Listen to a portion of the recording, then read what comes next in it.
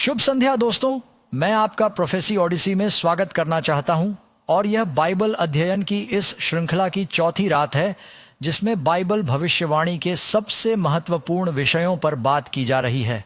और हम amazing facts team के यहाँ फिर से न्यूयॉर्क शहर में वापस आने पर बहुत खुश हैं। हमने 25 साल पहले इसी इमारत में ऐसी ही एक अद्भुत श्रृंखला की थी और भगवान का आशीर्वाद है और हम उन लोगों को धन्यवाद देना चाहते हैं जो स्थानीय रूप से आ रहे हैं। हम अपने अंतर्राष्ट्रीय दर्शकों का स्वागत और अभिवादन करना चाहते हैं। यह बहुत मज़ेदार है। आप वेबसाइट पर जाते हैं और भाषा पर क्लिक करते हैं और वहां लगभग 16 अलग अलग भाषाएं हैं और शायद मैं इस बारे में थोड़ा ज़्यादा ही चिंतित हूं, लेकिन मैं क्लिक करता हूं और मैं खुद को इन सभी अलग अलग भाषाओं में प्रचार करते हुए सुनता हूं। मुझे नहीं पता था कि मेरे पास भाषाओं का उपहार है, लेकिन इसे पढ़ना और सुनना बहुत मज़ेदार रहा। मैं अपने उन मित्रों का भी स्वागत करना चाहता हूं जो 3ABN पर देख रहे हैं, जो इस श्रृंखला में हमारे साथ भागीदार हैं। Hope channel international, good news network, और आप आने वाले वर्षों में ये प्रसारण देखते रहेंगे, हमें विश्वास है, क्योंकि लोग वचन का अध्ययन करते हैं। आज रात का पाठ, जैसा कि पादरी रॉस साझा कर रहे थे, व्यवस्था और मेमने से संबंधित एक बहुत ही महत्वपूर्ण पाठ है। यह एक ऐसा विषय है जो आपको बाइबल में हर जगह मिलता है, क्योंकि शास्त्र वास्तव में सबसे बड़ी समस्या से निपट रहे हैं। और सबसे बड़ा जवाब, हमारे सामने एक समस्या है और इसे पाप कहते हैं, और हमारे पास एक उत्तर है जिसे उद्धारकर्ता कहा जाता है। हमें पाप और हमारी प्रकृति की इस बीमारी से समस्या है और यह घातक है, और यीशु उस घातक बीमारी को लेने, उसके लिए दंड लेने और हमें बचाने के लिए आए थे। इसलिए मैंने आपको शुरुआत में ही बता दिया है कि समस्या क्या है और उसका उत्तर क्या है, लेकिन मैं हमेशा एक आश्चर्यजनक तथ्य से शुरुआत करना पसंद करता हूं, और इसलिए हम स्क्रीन पर जाएंगे और देखेंगे कि इस महत्वपूर्ण विषय के बारे में हम क्या सीखते हैं। पृथ्वी पर अब तक पाया गया सबसे बड़ा उल्कापिंड होबा या स्पेस रॉक कहलाता है। इसकी खोज नामीबिया में किसान के वर्ष में हुई थी, जब वह अपने हल के साथ काम कर रहा था और उसे कोई चीज दिखी और उसने सोचा ये क्या है, और उसने थोड़ा खोदा और वह लोहे का एक टुकड़ा था, लेकिन वह खोदता रहा और वह बड़ा बड़ा और बड़ा होता गया। बहुत जल्द ही उन्हें एहसास हुआ कि उन्हें यह बहुत बड़ी चट्टान मिल गई है। कुछ समय बाद उन्होंने पाया कि यह 9 फीट लंबा और शायद 9 फीट चौड़ा उल्कापिंड था, और अब तक का सबसे बड़ा उल्कापिंड था। कई लोग आए और इसके टुकड़े छेनी से काटने की कोशिश की, लेकिन यह इतना कठोर है कि इससे लगभग हर हैक्सॉ ब्लेड और छेनी टूट जाती है। उन्होंने इसे उस जगह से कभी नहीं हटाया जहां यह धरती से टकराया था, क्योंकि इसका वजन लगभग 66 टन है, और इसीलिए यह एक विशाल युगों पुरानी चट्टान है, ऐसा आप कह सकते हैं। और हर साल हजारों पर्यटक होबाह उल्कापिंड को देखने के लिए आते हैं। बाइबल हमें बताती है कि जब परमेश्वर ने हमें सबसे महत्वपूर्ण शब्द 10 आज्ञाएं दी, उन्होंने इसे पत्थर पर उंगली से लिखा, जो इसकी अपरिवर्तनीय प्रकृति का प्रतिनिधित्व करता है, और यही परमेश्वर का नियम है। तो आज रात हम इस बहुत महत्वपूर्ण विषय पर बात करने जा रहे हैं। आप जानते हैं, हमने पहले जो किया है वह वास्तव में दिलचस्प है। आप सड़क पर जाते हैं, आप कहते हैं, क्या आपने 10 आज्ञाओं के बारे में सुना है? लोग कहते हैं हाँ। ठीक है, क्या आप मुझे उनका नाम बता सकते हैं? क्या आप जानते हैं, सड़क पर चलने वाला औसत व्यक्ति 10 में से केवल 4 ही प्राप्त कर पाता है आज्ञाओं का। यह अविश्वसनीय है। जब हमारे देश की स्थापना हुई थी तो हर कोई इसे जानता था। मुझे याद है, अब मैं काफ़ी हद तक नास्तिक के रूप में बड़ा हुआ, लेकिन मैं कई पब्लिक स्कूलों में गया, और जब मैं बच्चा था तो पब्लिक स्कूल में दीवार पर 10 आज्ञाएं लिखी होती थीं। आप में से कितने लोगों को यह याद है? क्या कोई भी पुराना संत यहाँ आकर प्रार्थना करना चाहता है? आप जानते हैं, हम प्रश्न संख्या 1 से शुरू करेंगे और हम इस बारे में बात करने जा रहे हैं, और हमारे पास साझा करने के लिए बहुत सारी मूल्यवान जानकारी है। पहला प्रश्न, प्रकाशित वाक्य अध्याय 5 पद 6 में मेमने द्वारा किसका प्रतीक है? अब यदि आपके पास अपनी बाइबल है, चाहे आपके फोन पर या कागज पर, आप घर पर आप अध्याय 5 की ओर जा सकते हैं, और यदि आप प्रकाशित वाक्य के अध्याय 5 पद 6 को देखें तो यह एक भविष्यवाणी विषय है। और मैंने देखा, और देखो, सिंहासन और 4 जीवित प्राणियों के बीच में और प्राचीनों के बीच में एक मेमना खड़ा था, जैसे कि वह वध किया गया हो, जिसके 7 सिर और 7 आंखें थीं। ये परमेश्वर की 7 आत्माएं हैं जिन्हें सारी पृथ्वी पर भेजा गया है। और वह आया और उसने सिंहासन पर बैठे व्यक्ति के दाहिने हाथ से पुस्तक ले ली। खैर, तुरंत मुझे लगता है कि आप में से कुछ समझ गए होंगे। क्या आप 7 सींग और 7 आंखों वाले मेमने को देखने की उम्मीद कर रहे हैं? और यदि आप प्रकाशित वाक्य के 17वें अध्याय को देखें तो उसमें एक स्त्री के बारे में बताया गया है जो एक पशु पर बैठी है जिसके 7 सिर और 10 सींग हैं। आप में से कुछ लोग यदि गांव में बाहर जाएं तो आपको वहां एक चिन्ह दिखाई देगा जिस पर लिखा होगा हिरण पार करना। उस पर एक हिरण का छोटा सा चित्र लगा होगा। आप कभी भी 7 सिर और 10 सींग वाले जानवरों को नदी पार करते हुए नहीं देखेंगे। ये चीजें बाइबल के प्रतीक हैं, लेकिन इन्हें समझना उतना कठिन नहीं है। यदि आप जानना चाहते हैं कि मेमना कौन है तो आप इसके बारे में नए नियम में पढ़ सकते हैं। इसमें कहा गया है यीशु परमेश्वर का मेमना है। अब मेमने पर 7 आंखें और 7 सींगों का क्या मतलब है? यीशु मेमना है। 7 आंखें हर समय सब कुछ जानने का प्रतिनिधित्व करती हैं। बाइबल कहती है प्रभु की आंखें पूरी पृथ्वी पर घूमती रहती हैं और यह दूसरे इतिहास में है। और आप पढ़ सकते हैं परमेश्वर की 7 आत्माओं के बारे में क्या। यशायाह 11 आयत 2 मसीहा के बारे में बात करती है कि प्रभु की आत्मा उस पर विश्राम करेगी। बुद्धि की आत्मा, समझ, सलाह की आत्मा, शक्ति, ज्ञान की आत्मा और प्रभु का भय, ये परमेश्वर की आत्मा के 7 पहलू या गुण हैं। लेकिन यह एक आत्मा है और एक यीशु है। यह हमें सिर्फ यह बताता है कि वह सब कुछ देखता है और वह सब कुछ जानता है और बाइबल में सींग शक्ति का प्रतिनिधित्व करता है। ल्यूक अध्याय 1:68 धन्य है इज़राइल के परमेश्वर यहोवा, उसने अपने छुड़ाए हुए लोगों से मुलाकात की है। उसकी शक्ति और उद्धार के सींग के बारे में बात करता है। और इसलिए ये प्रतीक जो आपको प्रकाशित वाक्य में मिलते हैं हमें परमेश्वर की विशेषताओं के बारे में अलग अलग बातें बता रहे हैं। जब आप यीशु के नाम के बारे में सोचते हैं, हम आमतौर पर यह कहते हैं ये ग्रीक अनुवाद से जुड़ा हुआ है।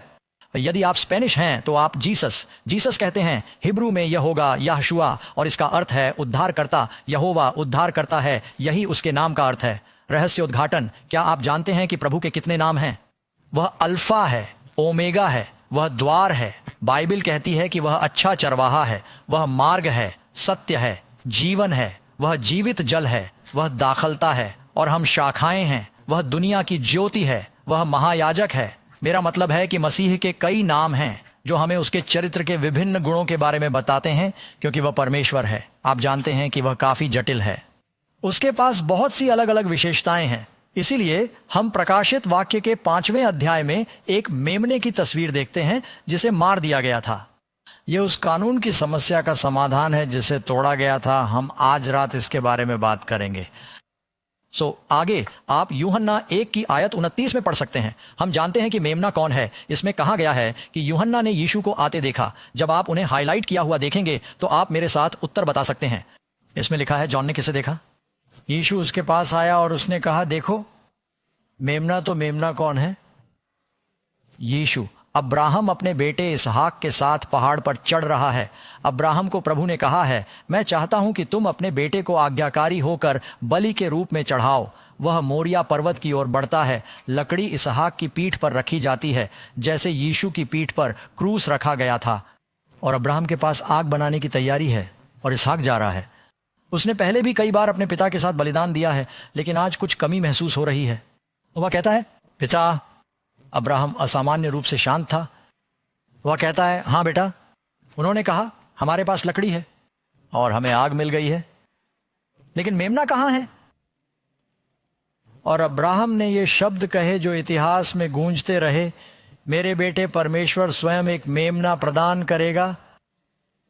और जब वे पहाड़ की चोटी पर पहुंचे, इससे ठीक पहले इसहाक भी यीशु की तरह स्वेच्छा से बलिदान हुआ था। उसने अपने पिता को उसे बांधने की अनुमति दे दी और इससे पहले कि छुरी नीचे आती परमेश्वर ने उसे रोक दिया और कहा इब्राहिम इब्राहिम, उस लड़के को नुकसान मत पहुंचाओ।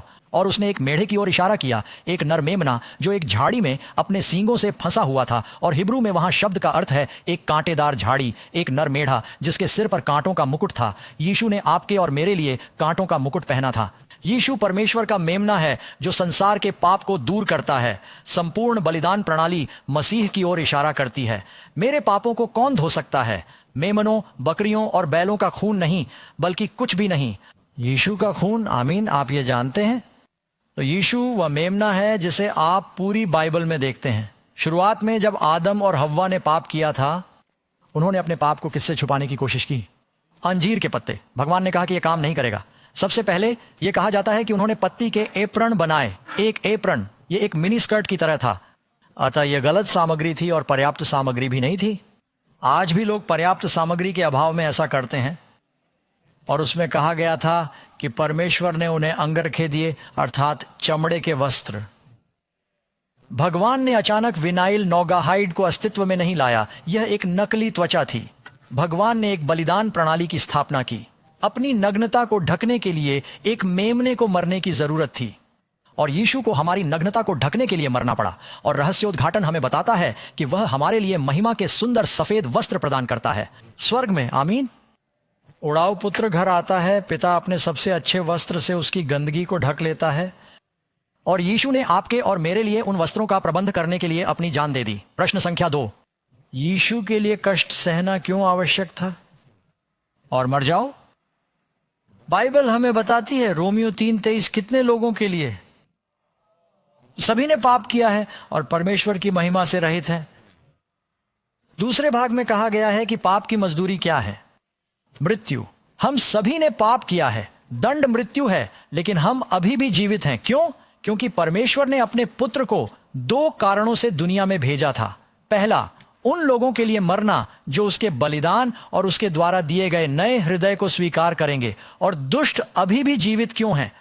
यीशु ने उन्हें निर्णय लेने के लिए समय देने के लिए अपनी जान दी, अन्यथा आप पहली बार पाप करने पर ही मर जाते हैं।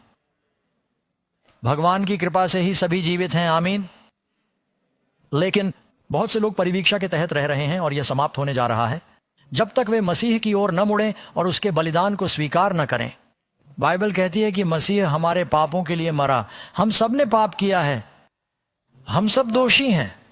और कभी कभी हम सोचते हैं कि पाप केवल छोटी छोटी बातें हैं, जैसे ओह मैंने मिठाई और खाने के बीच में कुकी खा ली, जबकि मुझे ऐसा नहीं करना चाहिए था। पाप घातक है। बाइबल कहती है कि पाप की सजा मृत्यु है।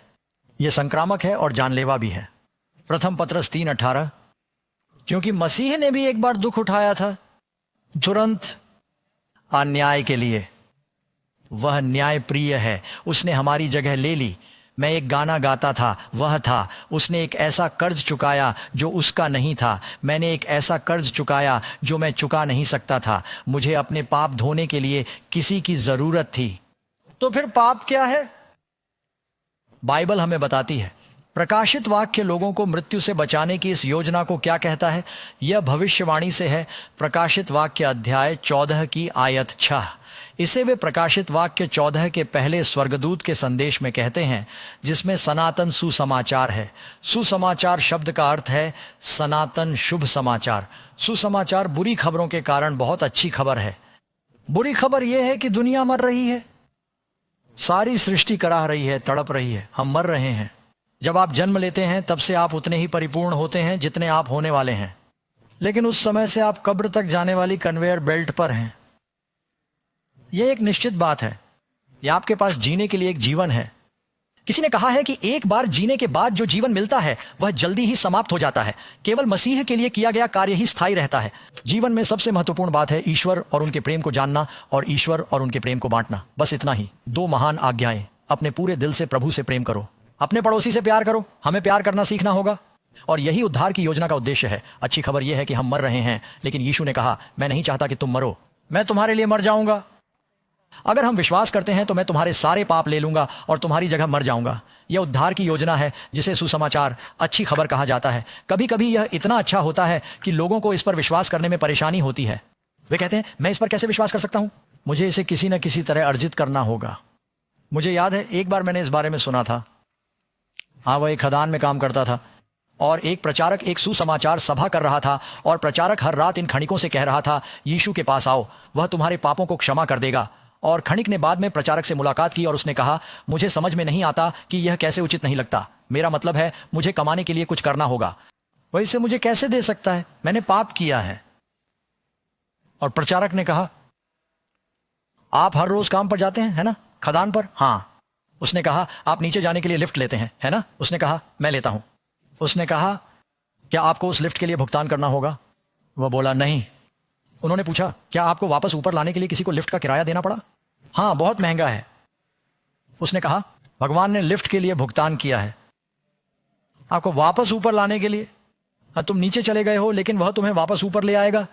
बाइबल हमें बताती है, और रुकिए, मैंने अभी तक सवाल नहीं पढ़ा है। बाइबल के अनुसार पाप क्या है? यीशु हमें पाप से बचाने के लिए आए थे। पाप क्या है?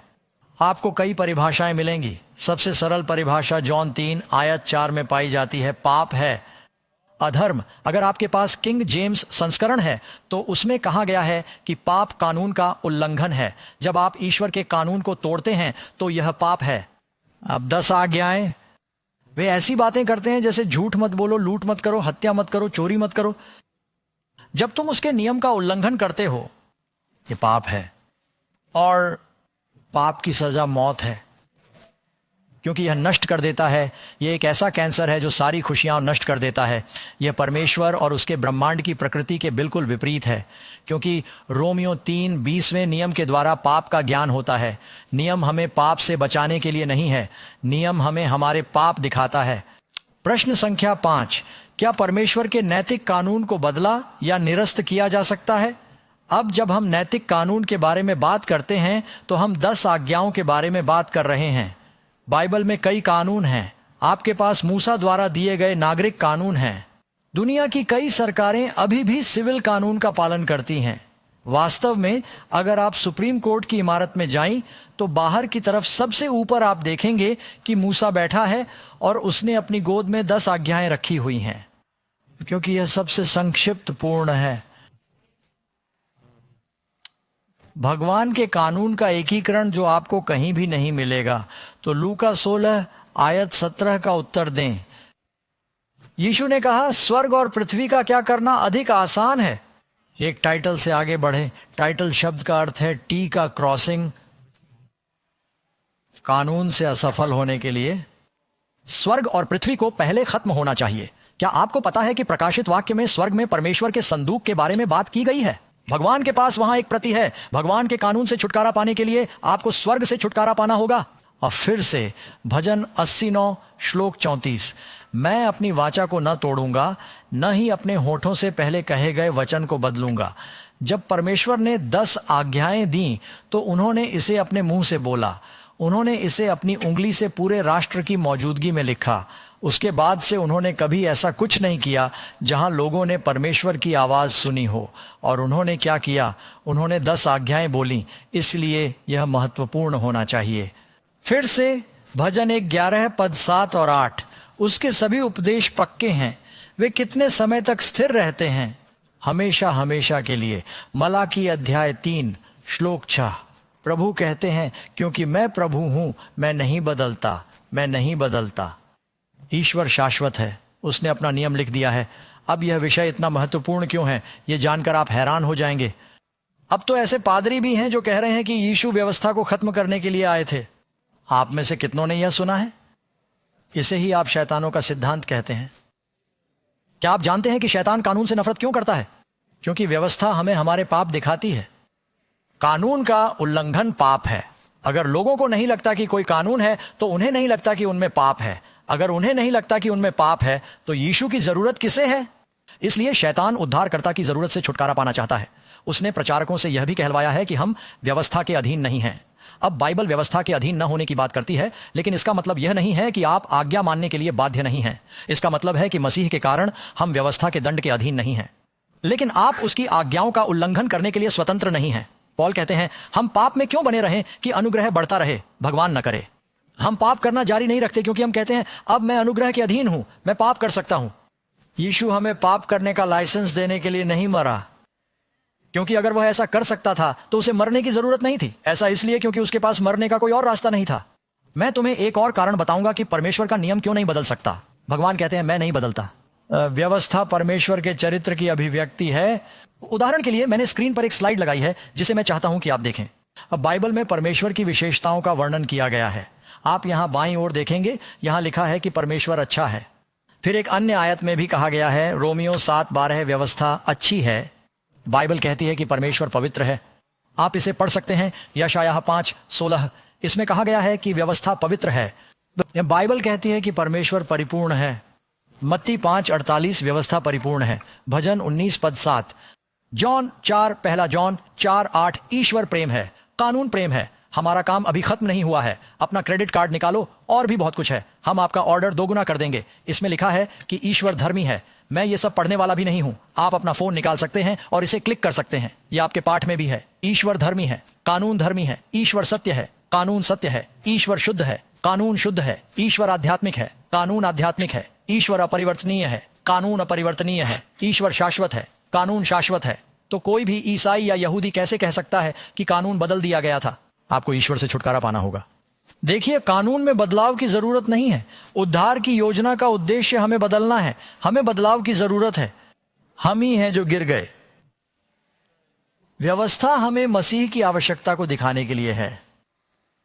प्रश्न संख्या 6, अंततः मसीह हमारा आदर्श है। आमीन। क्या यीशु ने 10 आज्ञाओं का पालन किया? उत्तर, हां, वह था। बाइबल कहती है, क्योंकि मेरे पास अपने पिता की आज्ञाओं का पालन किया। लेकिन रुकिए, पादरी डग, क्या बाइबल यह नहीं कहती कि यीशु शराब पीने वाला था? नहीं, इसमें कहा गया है कि उनके दुश्मनों ने उन पर शराब पीने का आरोप लगाया था। क्या यह नहीं कहा गया है कि वह एक पेटू व्यक्ति था? नहीं, इसमें कहा गया है कि उनके दुश्मनों ने उन पर पेटू होने का आरोप लगाया था। शास्त्रियों और फरीसियों ने उस पर सामरी होने का आरोप लगाया।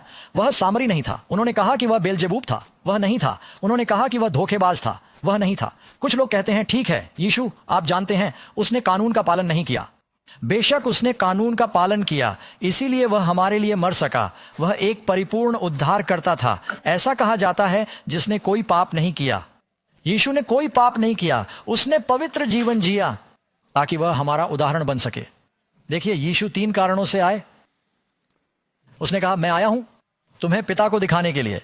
लोग नहीं जानते कि भगवान कौन है। वे गलत समझते हैं। उन्हें लगता है कि भगवान आसमान में बैठा एक बहुत बड़ा क्रूर पुलिस वाला है जो हर बार जब हम कुछ गलत करते हैं तो हमें पीटना चाहता है।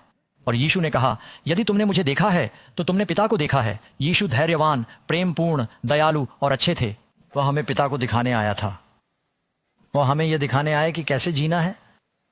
वह एक मनुष्य के रूप में 33.5 वर्ष तक जीवित रहे तथा हर प्रकार से परीक्षा में पड़े जैसे हम आते हैं, फिर भी पाप रहित रहे। और उन्होंने कहा, बाइबल कहती है, उन्होंने हमें एक उदाहरण दिया है कि हमें उनके जैसा चलना चाहिए। एक ईसाई मसीह का अनुयायी है। आमीन। और फिर वह हमारे विकल्प, हमारे बलिदान के रूप में आए। जब उन्होंने हमें पिता को दिखाया और उदाहरण दिया तो उन्होंने कहा, अब तुम मेरे बिना सफल नहीं हो पाओगे। तुमने पाप किया है, तुम्हारी सजा मौत है, लेकिन मैं तुम्हें खोना नहीं चाहता। मैं तुमसे बहुत प्यार करता हूं। मैं तुम्हारे लिए मर जाऊंगा। मैं वह लूंगा जो तुम चाहते हो और मैं तुम्हें वह दूंगा जो मैं चाहता हूं। मैं तुम्हारी बुराई लूंगा, मैं तुम्हें अपनी अच्छाई दूंगा। मैं तुम्हारा पाप ले लूंगा, मैं तुम्हें अपनी धार्मिकता दूंगा। अगर हम इस पर विश्वास करें और इसे स्वीकार करें तो वह हमारे साथ स्थान बदल लेता है। बिना विश्वास के परमेश्वर को प्रसन्न करना असंभव है। आपको इस पर विश्वास करना चाहिए। यह ऐसा है जैसे वो आपको एक चेक देता है। यदि आप इसे भुना नहीं पाते तो इससे आपको कोई लाभ नहीं होगा। दोस्तों, आपको इसे बैंक में ले जाना होगा। क्या आप आमीन कह सकते हैं?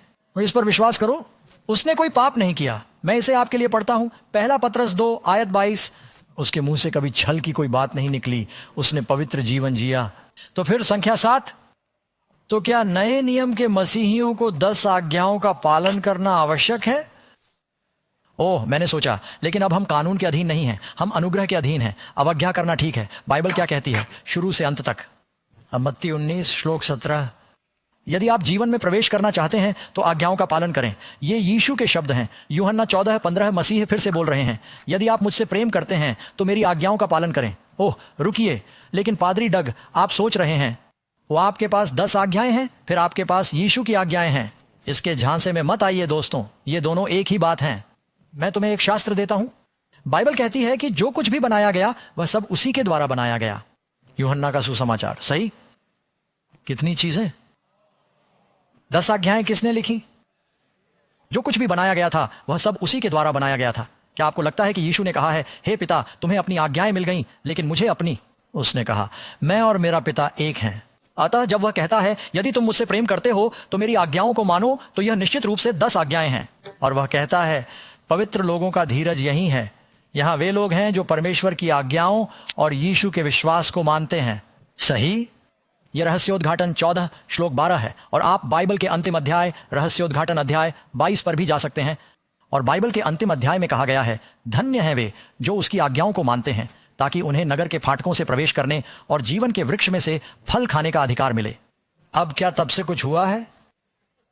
क्या पिछले कुछ क्षण थोड़े विचलित करने वाले रहे हैं? समस्या क्या है? क्या मेरे रूप में कुछ गड़बड़ है? आपको ऐसा लगता है। तुम्हें पता है, यहां आने से पहले मैं बहुत सावधान रहता हूं। तुम किसी से भी पूछ सकते हो, मैं बहुत ज्यादा सावधान हूं। मैं अपने दांत साफ करता हूं, मैं कुल्ला करता हूं, मैं दुर्गंध दूर करता हूं, और मैं अपनी गिग लाइन भी चेक करता हूं। मैं मिलिट्री स्कूल जाता था, न्यूयॉर्क सैन्य। लेकिन आपको लगता है कि कुछ गड़बड़ है? क्या आप जानते हैं कि मुझे इसमें कुछ भी गलत नहीं दिख रहा है? मैं कैसे देखूंगा कि कुछ गड़बड़ है या नहीं? आपकी गवाही, या शायद मुझे खुद ही देखना चाहिए? मुझे आईना कहां मिलेगा? अरे देखो कितना सुविधाजनक है। ठीक है, तो मुझे अभी बहुत अच्छा लग रहा है। हम साथ में पढ़ाई करके अच्छा समय बिता रहे हैं। अरे बाप रे, ये सही नहीं है। मुझे बहुत अच्छा लगा जब तक मैंने आईने में नहीं देखा। तो इसका जवाब है, आईने में मत देखिए और आप फिर से अच्छा महसूस करेंगे, है ना? आप में से कुछ लोग सुबह उठते हैं, दर्पण में देखते हैं और कहते हैं, ओह ऐसा दोबारा मत करना, अपना पूरा दिन बर्बाद कर दो, है ना? तो क्या इसका आसान जवाब यह नहीं होगा कि दर्पण को फेंक दिया जाए? ठीक है, चलिए मान लेते हैं कि यह उत्तर नहीं है, लेकिन मैं देखता हूं, मुझे अच्छा नहीं लगता, मुझे अच्छा लगता है। मैं यहां देखता हूं और यहां कुछ स्पष्ट रूप से गड़बड़ है। मेरा चश्मा सीधा नहीं है, यही समस्या है ना? तो अगर इससे मुझे समस्या पता चली तो शायद यह समस्या दूर हो जाएगी। वो तो क्या मैं समस्या दूर करने के लिए इसका उपयोग करूं? हाँ, तो अगर आप दर्पण में देखें तो पाएंगे कि मैं ये काम मार्कर से करती थी, और एक बार मैंने गलती से ये काम स्थायी मार्कर से कर दिया था। तो अब मैं टेप का उपयोग करता हूं। तो अगर आप शीशे में देखते हैं और आप देखो कि कुछ गड़बड़ है, अगर आपके चेहरे पर गंदगी लग जाए तो आप क्या करेंगे? आप अपना चेहरा आईने के सामने रखकर रगड़ेंगे? नहीं, आप क्या करते हैं? तुम्हें धोने की जरूरत है। खैर, मुझे धोने के लिए कुछ चाहिए। कितना आसान। तो यह क्या है? यह क्या दिखाता है? परमेश्वर का नियम। क्या इसका उद्देश्य पाप को शुद्ध करना है, या यह हमें सफाई की जरूरत दिखाता है? यह लाल कपड़ा क्या दर्शाता है?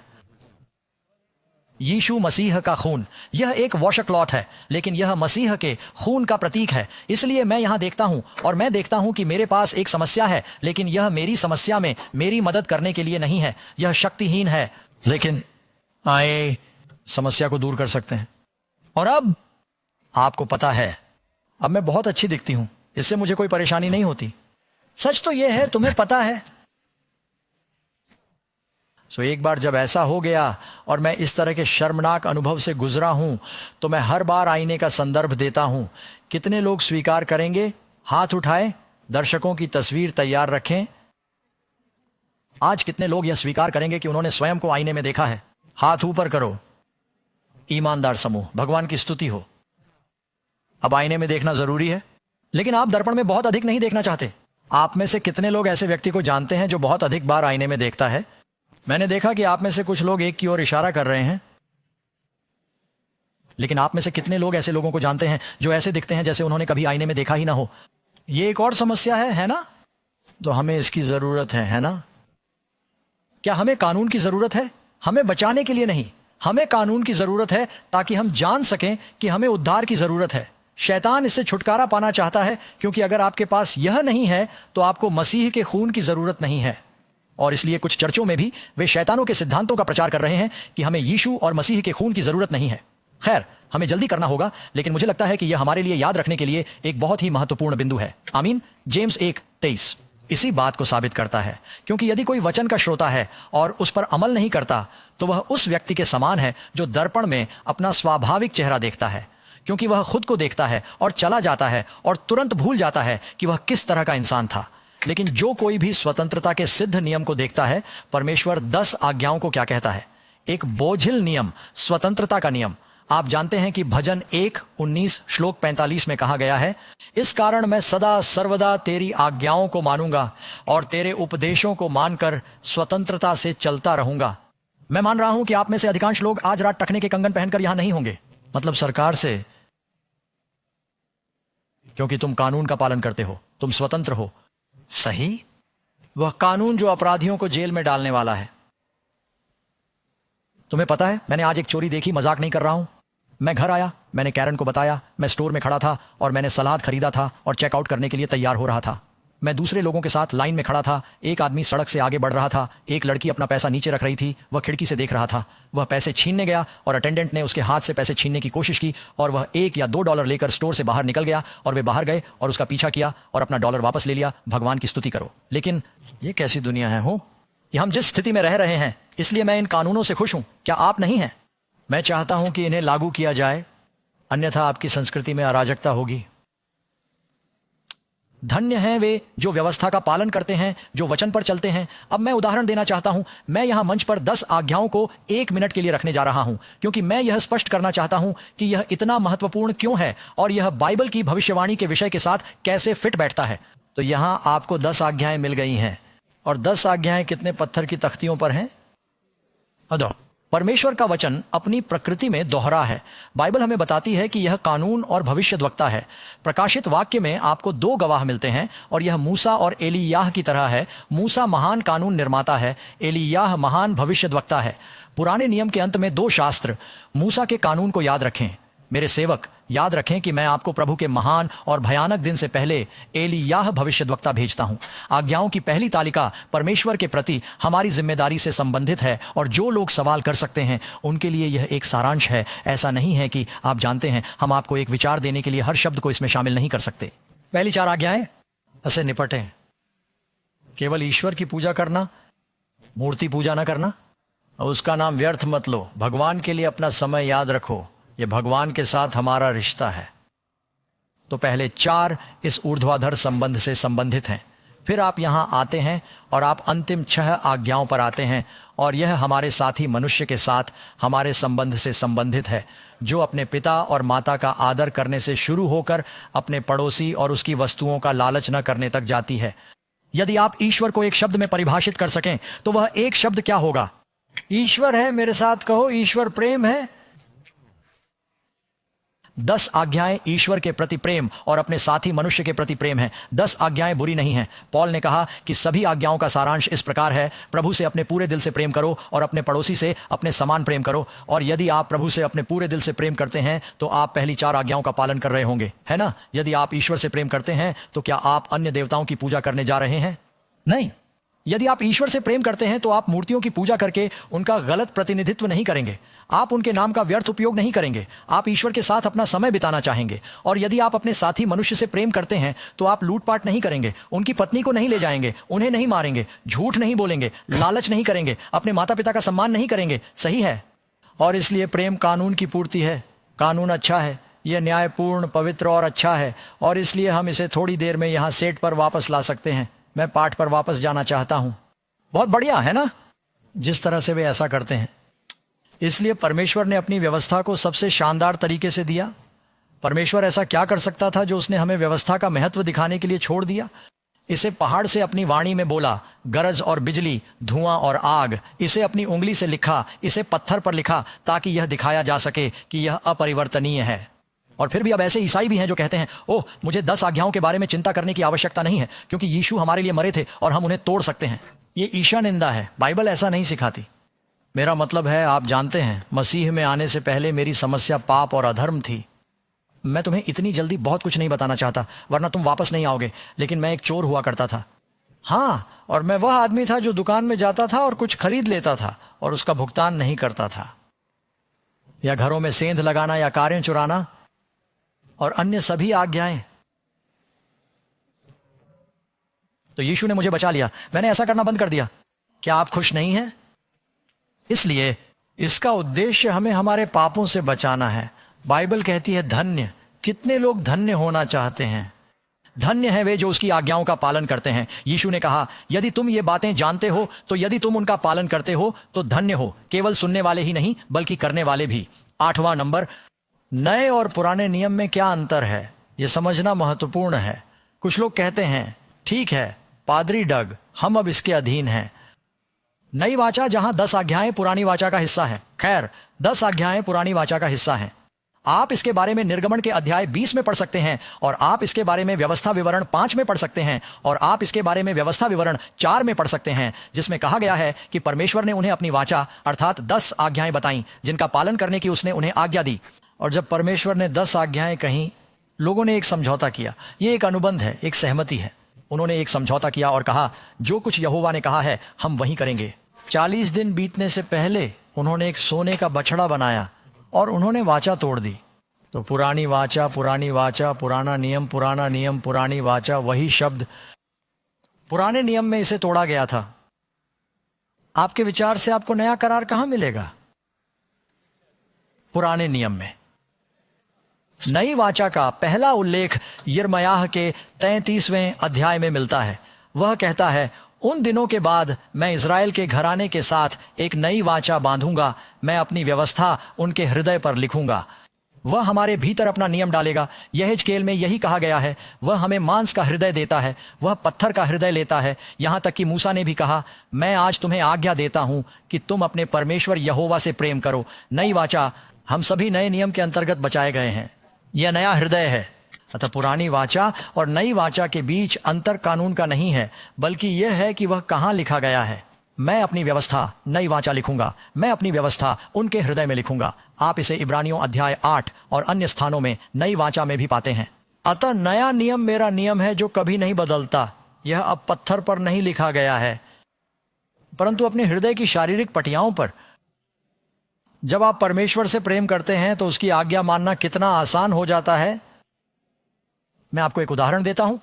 क्या आप जानते हैं कि ऐसा कानून है जो कहता है कि आपको अपने बच्चों की हत्या नहीं करनी चाहिए? कितने लोगों को पता है कि कोई कानून है? आप में से कितनों के बच्चे हैं? कितने? क्या आप कानून के कारण अपने बच्चों की हत्या नहीं करते? मैंने 1-2 हाथ चलते हुए देखे। आप में से ज्यादातर लोग अपने बच्चों की हत्या इसलिए नहीं करते क्योंकि आप उनसे प्यार करते हैं।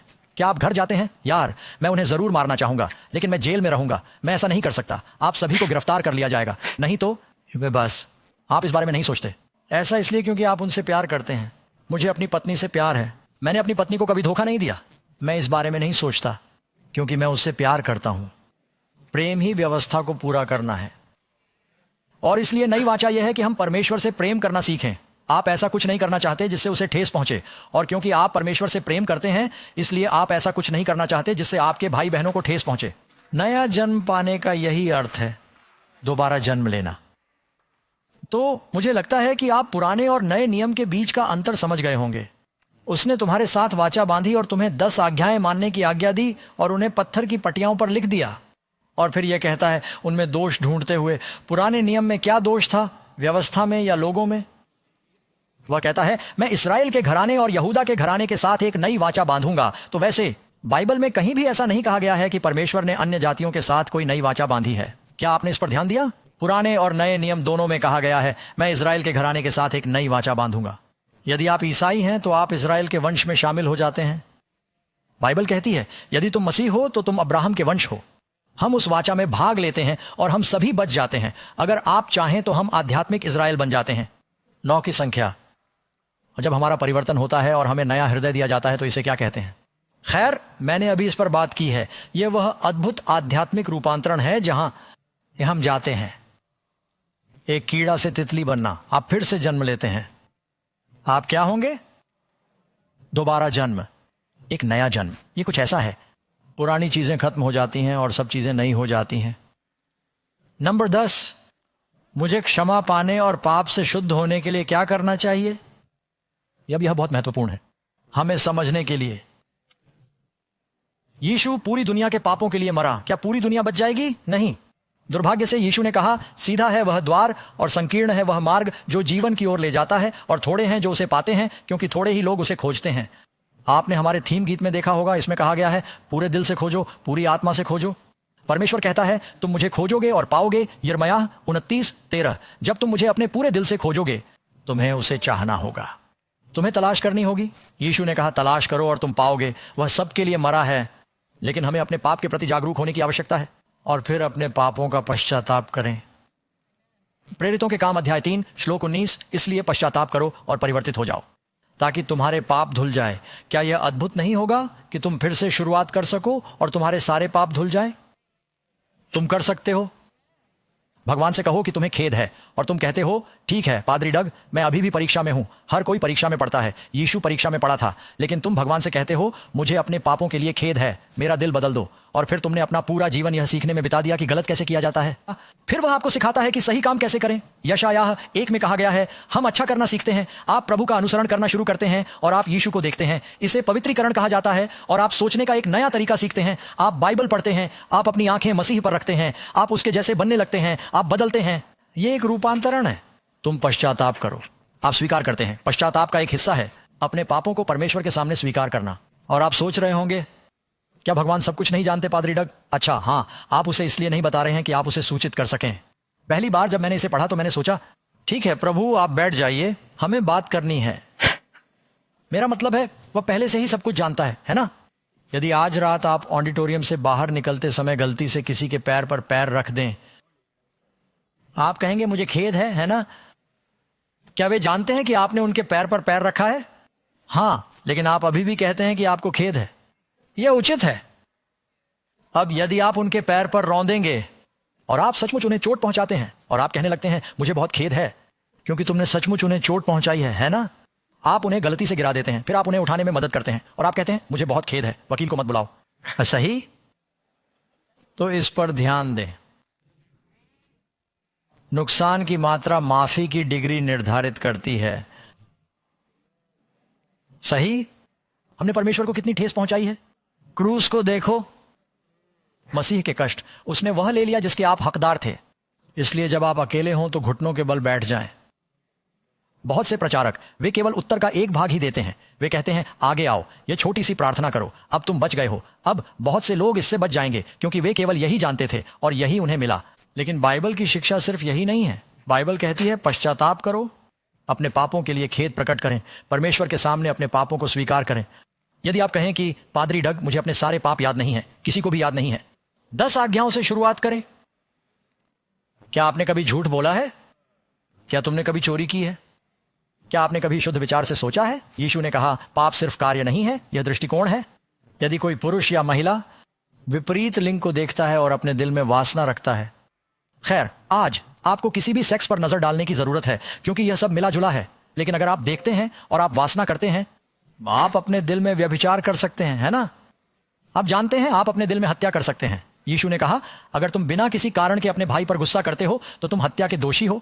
और उन्होंने कहा हमारे शब्दों में भी आपकी हाँ हाँ होनी चाहिए और आपकी ना ना होनी चाहिए। हम कभी कभी इशारों से झूठ बोल सकते हैं।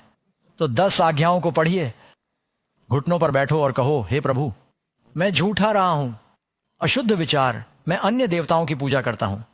कुछ लोग आप अपना सारा समय टीवी के सामने बिताते हैं और आप सोचते हैं कि क्या आपको मूर्ति पूजा से कोई समस्या है। तुम कभी प्रार्थना नहीं करते लेकिन आप बेसबॉल स्कोर के बारे में सब कुछ जानते हैं। सही? मैं ये नहीं कह रहा कि बेसबॉल में कुछ गलत है, मैं बस इतना कह रहा हूं कि कुछ लोग अपनी कार को भगवान बना लेते हैं। आप जानते हैं कि मेरा क्या मतलब है? अपने पापों को परमेश्वर के सामने स्वीकार करो। कहो हे प्रभु क्या तुम मुझे क्षमा करोगे? यीशु मेरे पापों के लिए मरा और मैं तुम्हारे वचन पर विश्वास करता हूं कि यदि मैं अपने पापों को स्वीकार करूं तो प्रथम यूहन्ना अध्याय 1, यदि हम अपने पापों को स्वीकार करते हैं तो वह हमारे पापों को क्षमा करने और हमें सभी अधर्म से शुद्ध करने में विश्वास योग्य और धर्मी है। क्या यह अच्छी खबर नहीं है दोस्तों? वह चाहता है कि हमें क्षमा किया जाए, वह चाहता है कि हमारे बीच शांति हो, वह चाहता है कि हम उसके साथ उसके राज्य में रहें जो एक नए जन्मे ईसाई के हृदय में प्रवेश करता है। और वह क्या करता है?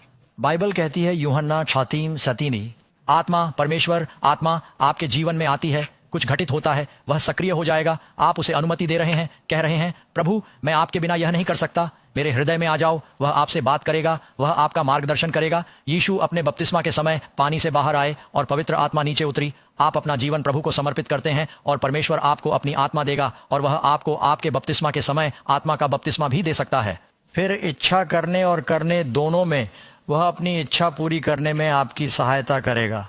मित्रों, हम परमेश्वर की सहायता के बिना मसीही जीवन नहीं जी सकते। क्या आप जानते हैं कि परमेश्वर आपसे कभी ऐसा कुछ करने को नहीं कहेगा जो आप नहीं कर सकते? क्या यह उचित है? परमेश्वर आपसे जो भी कार्य करने को कहता है, चाहे आप उसे कितना ही कठिन क्यों न समझें, वह उसे करने में आपकी सहायता करेगा। कुछ लोग सोच रहे हैं पादरी डग मैं सालों से धूम्रपान छोड़ने की कोशिश कर रहा हूं, मैं शराब पीना छोड़ने की कोशिश कर रहा हूं, और यह सिर्फ धूम्रपान नहीं है, यह वेपिंग है, ड्रग्स। कुछ लोग पोर्नोग्राफी के आदी हैं, कुछ लोग क्रेडिट कार्ड और शॉपिंग के आदी होते हैं। हर तरह की लत है। सच तो यह है कि अगर आपके पास यीशु नहीं है तो आप सिनाहोलिक हैं। सवाल यह है कि आपकी लत क्या है। जो भी हो वह जंजीरें तोड़ सकता है। मैंने लोगों से बात की है, वे शराब पीने, धूम्रपान करने, पोर्नोग्राफी की लत और शॉपिंग की लत और जो भी हो उससे सालों से जूझ रहे हैं। कुछ लोग काम के प्रति जुनूनी हैं और वह आपको बदल सकता है। यीशु वह आपको कुछ करने के लिए कभी नहीं कहेगा बिना आपको उसे करने की शक्ति दिए। तुम कहते हो, हे प्रभु मैं सागर पार नहीं कर सकता, मैं तैर नहीं सकता। वह समुद्र को 2 भागों में बांट देगा।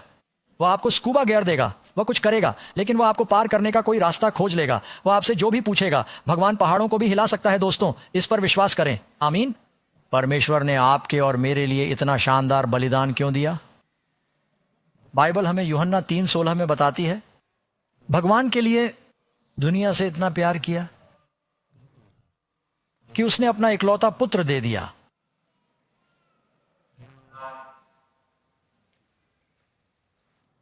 अब मित्रों, आप में से जो लोग जानते हैं कि मैं किस बारे में बात कर रही हूं, उनके लिए यह बहुत दुखद है कि मैंने एक बच्चा खो दिया है। हमने एक बेटा खो दिया। फिलीपींस में सुसमाचार प्रचार सभा करते समय मुझे एक ऐसा फोन आया जिसे कोई भी माता पिता कभी नहीं सुनना चाहता। हमारा लंबा, सुंदर, मजबूत, दयालु बेटा एक निर्माण दुर्घटना में मर गया। हमें अपना काम छोड़कर घर जाना पड़ा और आप उस दर्द का वर्णन नहीं कर सकते जब आप अपने बच्चे को खो देते हैं। मुझे नहीं पता कि भगवान ने हमें अपने बच्चों से इतना प्यार क्यों करना सिखाया है। यह कुछ ऐसा है जिसे मैं समझा नहीं सकता, लेकिन मैं अब वह श्लोक नहीं पढ़ता जब मैं सोचता हूं कि भगवान ने मुझसे इतना प्यार किया कि उसने अपना बेटा दे दिया। और आप जानते हैं, यह मेरे साथ हुआ। मैं अपने बेटे से जितना प्यार करता हूं उससे कहीं ज्यादा भगवान अपने बेटे से प्यार करते हैं। और वह सचमुच तुमसे प्यार करता होगा कि वह अपने बेटे को दे तुम्हें बचाने के लिए। क्या आप ऐसे परमेश्वर से प्रेम नहीं करना चाहेंगे? बाइबल कहती है हम क्या करें। इसमें कहा गया है, प्रभु यीशु मसीह पर विश्वास करो और तुम बच जाओगे। अब विश्वास शब्द का अर्थ सिर्फ यह विश्वास करना नहीं है कि वह आपके पाप के लिए मरा, क्योंकि शैतान ऐसा मानता है। विश्वास शब्द का अर्थ है विश्वास करना। जब यीशु कुछ कहते हैं तो आप कहते हैं, मैं उन पर विश्वास करता हूं, मैं वही जीने जा रहा हूं जो उन्होंने मुझे बताया है। इसका यही मतलब है। यह सिर्फ एक सस्ता सा अनुग्रह नहीं है जो कहता है, हाँ मैं इस पर विश्वास करता हूं और आप अपने रास्ते पर चलते रहें। अगर आप इस तरह से व्यवहार करते हैं तो आप वास्तव में इस पर विश्वास नहीं करते हैं। इसका मतलब है कि वह जो कहता है उस पर विश्वास करो और वह जो कहता है वही करो, उसका पीछा। जितने लोगों ने उसे ग्रहण किया उन्हें वह अधिकार देता है, परमेश्वर की संतान बनने की शक्ति देता है। वह आपको अपने परिवार में गोद लेता है और वह आपको एक बच्चे की तरह प्यार करता है और वह आपको नहीं छोड़ेगा। आप गलती करते हैं तो वह आपको फिर से उठा लेगा। निराश मत होइए। यदि आप मसीह के पास आते हैं तो शैतान आपको हतोत्साहित करने और आपको हार मानने पर मजबूर करने की कोशिश करेगा। हार मत मानो। अब लोग देख रहे हैं और आपने कई साल पहले चर्च जाना बंद कर दिया था क्योंकि चर्च में किसी ने आपकी भावनाओं को ठेस पहुंचाई थी। ऐसा मत करो। शैतान तुम्हें चर्च से बाहर निकालना चाहता है। यहां तक कि यीशु के चर्च में भी यहूदा था, है ना? इसलिए निराश मत होइए।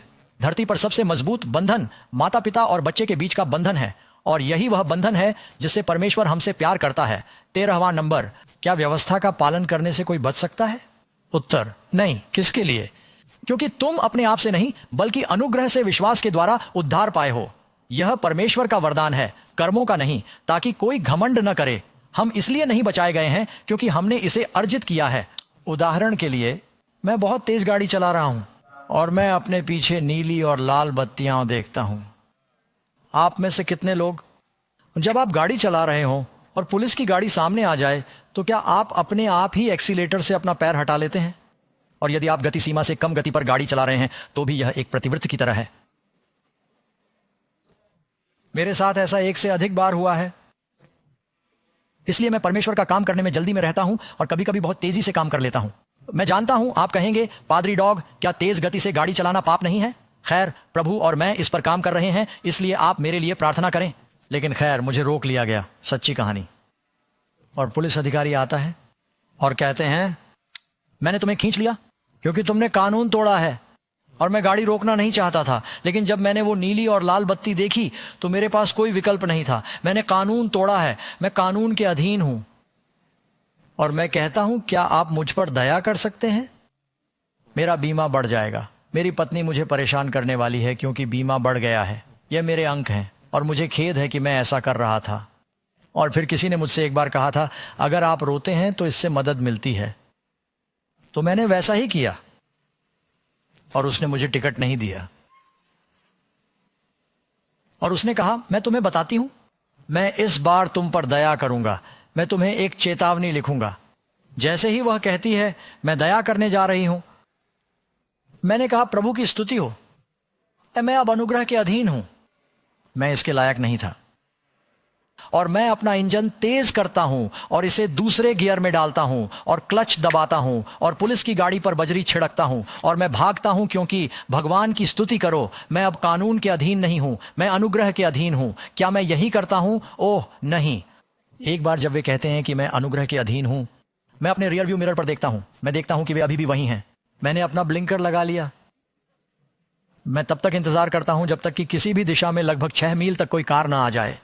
मैं सड़क पर धीरे धीरे आगे बढ़ता हूं और अपनी गति को 48.5 मील प्रति घंटे तक ले जाता हूं। सही, मैं अब किसी से भी ज्यादा सावधान हूं, क्योंकि मैं अनुग्रह के अधीन हूं। आमीन। तो यह विचार कि अनुग्रह के अधीन होने का मतलब है कि आप कानून तोड़ सकते हैं, बेतुका है। यह बाइबल में नहीं है। 14वां नंबर, क्या यह सच नहीं है कि एक बार जब हम अनुग्रह से बचा लिए जाते हैं तो कानून का पालन करना अब जरूरी नहीं है? खैर, मैंने अभी आपके लिए इसका उत्तर दिया है। बाइबल क्या कहती है? क्या हम फिर विश्वास के जरिए कानून को रद्द कर देते हैं? बिल्कुल नहीं। किंग जेम्स कहते हैं, भगवान ना करे। इसके विपरीत हम कानून को स्थापित करते हैं। बचाए गए लोग किसी और की तुलना में आज्ञा मानने में ज्यादा सावधान रहते हैं, क्योंकि हम प्रभु से प्यार करते हैं। हम उनके कानून को तोड़ना नहीं चाहते। आमीन। यीशु ने कहा, यदि कोई कहे कि मैं उससे प्रेम करता हूं और उसकी आज्ञाओं को नहीं मानता, तो वह झूठा है और उसमें सत्य नहीं है। क्या हम इसलिए पाप करें क्योंकि हम व्यवस्था के अधीन नहीं बल्कि अनुग्रह के अधीन हैं? कदापि नहीं। क्या मैं उसकी आज्ञाओं का पालन किए बिना सच्चा मसीही बन सकता हूं? बाइबल क्या कहती है? यदि हम उसकी आज्ञाओं को माने तो इसी से हम जान लेते हैं कि हम उसे जानते हैं। जो कोई यह कहता है कि मैं उसे जानता हूं परंतु उसकी आज्ञाओं को नहीं मानता, वह झूठा है। जैसा मैंने कहा, जो मुझसे हे प्रभु कहता है, उनमें से हर एक स्वर्ग के राज्य में प्रवेश न करेगा, परंतु वह जो मुझसे हे प्रभु कहता है, मेरे स्वर्गीय पिता की इच्छा पूरी होती है। 16वें नंबर पर शैतान इन अंतिम दिनों में किससे विशेष रूप से घृणा करता है? उत्तर दें। अजगर क्रोधित है, स्त्री से क्रोधित है, वह चर्च है, परमेश्वर के लोग, और वह शेष बची हुई संतानों से युद्ध करने जाता है। कि क्या रखना है? अंतिम दिनों में शैतान किसके विरुद्ध लड़ रहा है? जो आज्ञाओं का पालन करते हैं। और यह सिर्फ वे लोग नहीं हैं जो दुनिया में आज्ञाओं का उल्लंघन करते हैं। वह चर्च के लोगों को परमेश्वर के नियम की अवहेलना करने के लिए उकसाने की कोशिश कर रहा है। और शैतान व्यवस्था से घृणा करता है, क्योंकि यह हमें यीशु की ओर संकेत करती है और यह लोगों को उनके पाप और फिर उनके उद्धारकर्ता को खोजने में मदद करता है। एक इंसान को परमेश्वर के नियम का पालन करने के लिए क्या प्रेरित करता है? उत्तर दीजिए। इसलिए प्रेम ही व्यवस्था को पूरा करना है। और फिर आप यहां देखिए, मत्ती के 37वें श्लोक में कहां लिखा है? तू अपने परमेश्वर यहोवा से अपनी सारी बुद्धि से प्रेम रखना, अपने पूरे मन से, अपनी पूरी आत्मा से, अपनी पूरी बुद्धि से। यही पहली और बड़ी आज्ञा है और उसी के समान दूसरी भी है, तू अपने पड़ोसी से अपने समान प्रेम रखना। और फिर पहले यूहन्ना 5:3, क्योंकि यह क्या है? परमेश्वर का प्रेम, मेरे साथ कहिए, कि हम उसकी आज्ञाओं का पालन करें, और उसकी आज्ञाएं बोझिल नहीं हैं। तब नहीं जब आप प्रेम करते हैं। जब आप किसी से प्रेम करते हैं तो उनकी आज्ञाओं का पालन करना बोझिल नहीं होता। मसीह को स्वीकार करने और उसकी व्यवस्था का पालन करने के कुछ शानदार प्रतिफल क्या हैं? दोस्तों, सकारात्मक बातों पर ध्यान दें। यह बोझ नहीं है, यह एक आशीर्वाद है। ये बातें मैंने तुमसे इसलिए कही हैं कि तुम्हारा आनंद पूरा हो जाए। और तुम्हारा क्या? तुम्हारा आनंद तुम्हारे अंदर हो, तुम्हारा आनंद पूर्ण हो। फिर से नीति वचन 29:18 को सुखी कहो, परंतु जो सब कुछ रखता है वह सुखी है। यह परमेश्वर का वचन है मित्रों।